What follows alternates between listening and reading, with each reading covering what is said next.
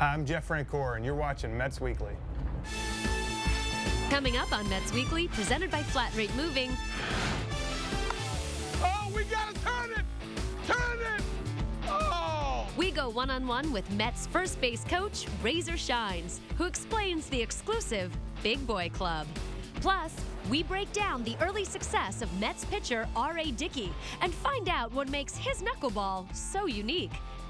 And a rare glimpse into Johan Santana's life away from the field.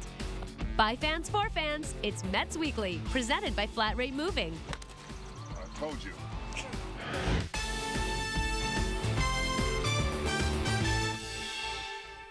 Hi there, I'm Julie Alexandria, and welcome to Mets Weekly, presented by FlatRate Moving. We have a jam-packed show today, but we start with one of the most charismatic members of the Mets coaching staff.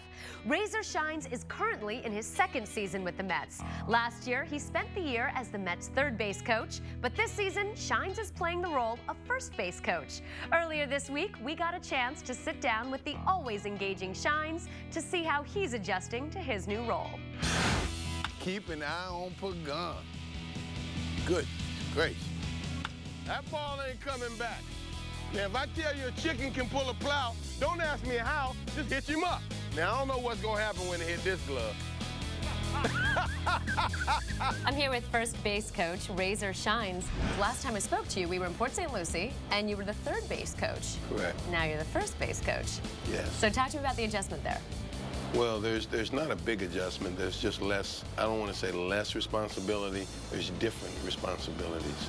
So, you know, you have to flip being in charge of making sure people getting what you're given to making sure that the players get what's given.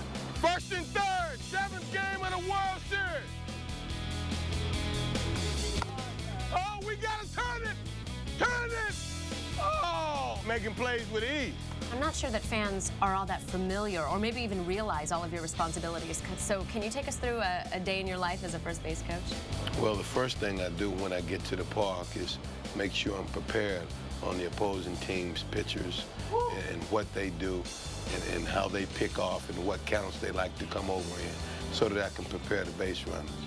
The next thing I do, I have to familiarize myself with the throwing arms of the outfielders, making sure that we have certain guys who can go from first to third on singles, hit to certain players. And then I just make sure that, you know, the players get the signs, understand what they're supposed to do, and play the game of baseball. What do you like better, third base, first base? I just like having a job. I hear you. Now, in your opinion, injuries aside, how would you compare this year's team to last year's team?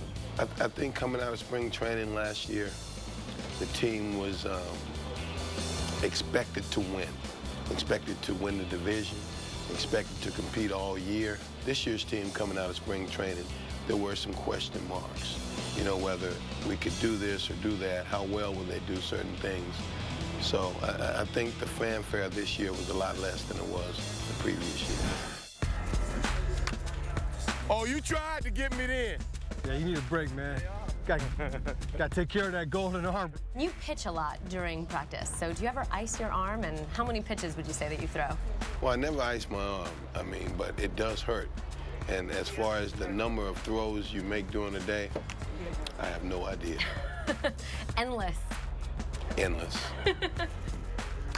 What, Daddy? All right, the Big Boy Club. What is it, and how do I get in? Well, the Big Boy Club, first of all, it's pitchers. You have to be able to pitch. And in order to get in it, you must hit the ball out of the ballpark. Oh, okay. So we have a few members of the Big Boy Club here. Is that something you came up with? Absolutely. So who's in the Big Boy Club now? Well, currently we have 3 members.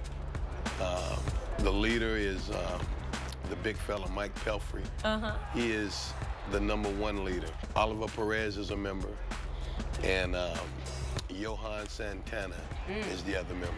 Right now, those are the only 3 members of the Big Boy Club. Okay. Well, hopefully that Big Boy Club will expand. That's what we're hoping for. All right, me too. Well, thank you so much for stopping by Mets Weekly. We really appreciate it. Thanks for having me on. You know what? I tip my hat to that. When Mets Weekly, presented by FlatRate Moving, returns, we take a walk down memory lane as we look at one of the most important trades in Mets history.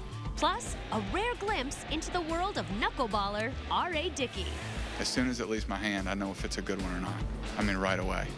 And that's a pretty neat thing.